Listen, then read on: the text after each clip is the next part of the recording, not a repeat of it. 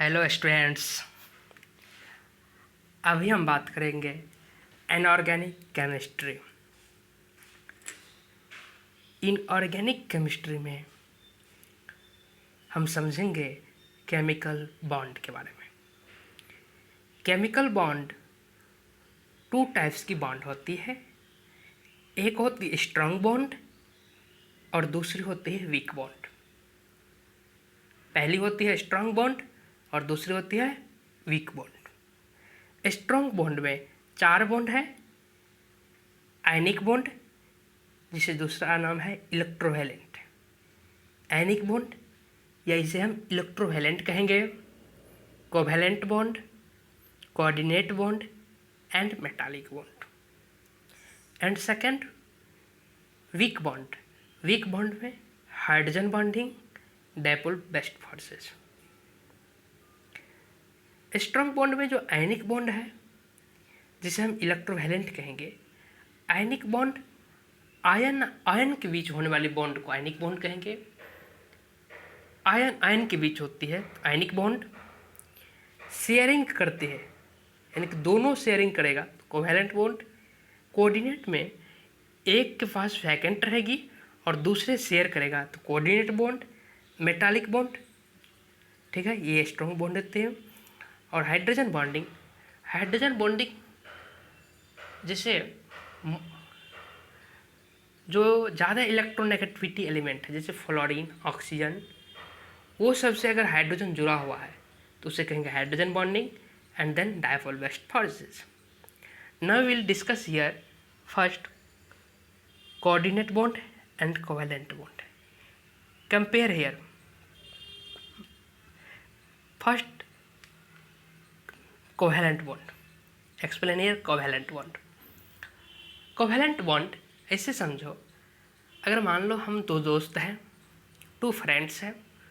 दोनों फ्रेंड्स के मन में विचार आया कि चलो दोस्त कोई दुकान लगाते हैं, यानी कि कोई बिजनेस स्टार्टिंग करते हैं।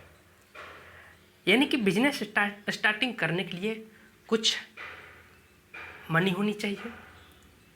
ठीक है, अगर मनी है, रहना चाहिए, तो हम दोनों दोस्त क्या किए कि दोनों शेयरिंग, मतलब दोनों शेयर लगाए। डैट इज दोनों 50-50% की लगाए। यानी कि दोस्त भी अगर मान लो 5,000 रुपया लगाया और मैंने भी 5,000 लगाया, तो 5,000 लगा करके वो दुकान स्टार्टिंग किए। बाद में जो भी बेनिफिट होगा या जो भी लॉस होगा, दोनों का आधा आधा होगा। तो कोवैलेंट बॉन्ड वही बॉन्ड है कि कहता है कि दोनों, जैसे कि ए है, ए के पास भी एक इलेक्ट्रॉन है एंड बी के पास भी एक इलेक्ट्रॉन है। अगर दोनों कुछ भी करना है तो दोनों क्या किए, अपना एक एक इलेक्ट्रॉन दिया। ए भी एक इलेक्ट्रॉन दिया, बी भी एक इलेक्ट्रॉन दी। ये क्या की, शेयरिंग किया। शेयरिंग करके एक बॉन्ड बनाया। ए और बी के बीच एक बॉन्ड बन गया। इस बॉन्ड को कहेंगे कोवैलेंट बॉन्ड। जबकि कोऑर्डिनेट बॉन्ड ये है कि कोऑर्डिनेट बॉन्ड, मान लो कि हम दोनों दोस्त थे, अच्छे दोस्त थे। दूसरे दोस्त के पास रुपया नहीं है, मेरे पास रुपया है, तो मैंने कहा चलो दोस्त दुकान करते हैं। आपके पास नहीं भी है तो कोई बात नहीं, हम अपना रुपया लगाते हैं, बाद में दोनों साथ काम करेंगे, बाद में दोनों 50-50 कर लेंगे। यानी कि मेरे पास तो रुपया थे, उस दोस्त के पास नहीं था, तो तब पर भी मैंने दुकान लगाया, दोनों साथ काम की और बाद में दोनों 50-50 रुपया की। ठीक है ना, तो वही हुआ कोऑर्डिनेट बॉन्ड। कोऑर्डिनेट बॉन्ड ए, जैसे कि ए के पास एक लोन पेयर थी, ए के पास लोन पेयर, जबकि बी के पास वैकेंट थी। मन में आया, एक के मन में सवाल आया कि हम दोनों क्या करते हैं, एक बॉन्ड आपस में बना लेते हैं। जब बॉन्ड बनाएंगे तो क्या होगा, इलेक्ट्रॉन तो देना पड़ेगा, इलेक्ट्रॉन शेयरिंग करना पड़ेगा। ए के पास लोन पेयर थी, बी के पास वैकेंट थी, लेकिन ए के मन में विचार आया कि हम क्या करते हैं, आपस में बॉन्ड बनाना चाहते हैं। तो बॉन्ड बनाना चाहेंगे तो क्या होगा, तो ए लोन पेयर जो था एक पास, ये क्या शेयरिंग कर दिया। देखो शेयर कर दिया, डैट इज आप दोनों बीच बॉन्ड बन गया। यहाँ एरो का निशान होता है। एरो इसलिए कि इलेक्ट्रॉन ए के पास लोन पेयर थी, ये क्या डोनेट कर दी, तो डोनेट कर दी तो एरो लगा दी, एरो लगा दी बी की तरफ, और ए प्लस बी माइनस, ये हो गया कोऑर्डिनेट बॉन्ड। अब देखो प्लस क्यों इस पर आए, ये डोनर क्या, यानी कि ये इलेक्ट्रॉन लॉस की तो प्लस, ये इलेक्ट्रॉन बी वाला इलेक्ट्रॉन गेन किया, इस पर माइनस, यानी कि ए पर प्लस आ गया, बी पर माइनस, ये कोऑर्डिनेट बॉन्ड। ठीक, अब फिर हम नेक्स्ट बात कर रहे हैं इसका एग्जाम्पल।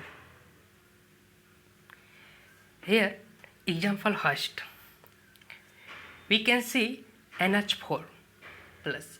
NH4 अमोनियम आयन कहते हैं। NH4 प्लस, ये इसका लिखेंगे इस तरह NH3 plus H4 plus. NH3 N ये 15वां ग्रुप में आता है, डैट इज N के पास वैलेंट इलेक्ट्रॉन कितनी होनी चाहिए, नाइट्रोजन के पास वैलेंस इलेक्ट्रॉन 5 होनी चाहिए। ये 3 के पास तो इसका शेयरिंग है, 3 हाइड्रोजन बॉन्ड से जुड़ा हुआ है, एक दूसरा तीसरा, यानी तो 3 से जुड़ा हुआ है और एक के पास इसके लॉन पेयर आ गया, टोटल 5 इलेक्ट्रॉन हो गया।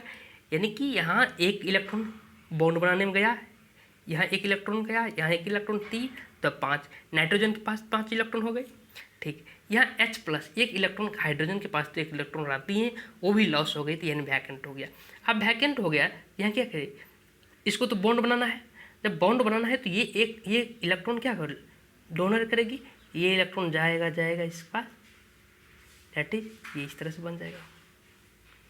ठीक है, अब ये क्या कौन से बॉन्ड है, कोऑर्डिनेट बॉन्ड। कोऑर्डिनेट बॉन्ड, ये इलेक्ट्रॉन क्या की दी, कोऑर्डिनेट बॉन्ड हो गया। अब देखो अगर हम एरो को हटाएंगे तो इस पर क्या है, ये डोनेट की थी, इस पर प्लस आ गया, इस पर माइनस, माइनस आएगा, यहाँ प्लस माइनस था, ये न्यूट्रल हो जाएगा, क्या प्लस। यहाँ पर देखा जाए यहाँ कितने टाइप के बॉन्ड, ये तो कोवैलेंट बॉन्ड थी पहले से। ठीक है, ये कोवैलेंट बॉन्ड थी, ये coordinate. Here we see 2 types bond, covalent bond and coordinate bond. It has 2 types of bond but single type bond. Bond and single type क्यों होगी, क्योंकि ये रेजोनेंस करके बॉन्ड सब बॉन्ड इक्वल हो जाएगी। यहाँ 2 टाइप्स की बॉन्ड दिखेगी, covalent bond and coordinate bond, लेकिन सिंगल टाइप की bond length. Next we can see explain covalency. Covalency it is a property of covalent bond. Covalency